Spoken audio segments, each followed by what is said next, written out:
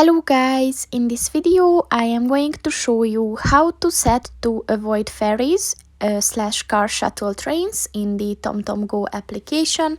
But first I just want to mention, don't forget to subscribe to my channel, because at 10,000 subscribers I am going to show you my whole YouTube revenue statistics and growth strategy, as well as how to make money online.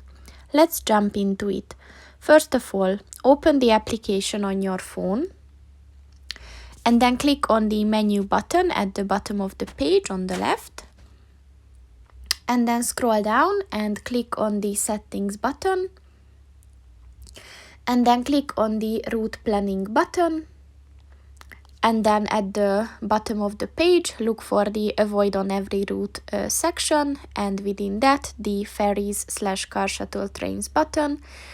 And in order to enable it, just click on the white circle next to it, and once it turns blue, this function is enabled. So that's pretty much it for this video, guys. See you in the next one. Goodbye.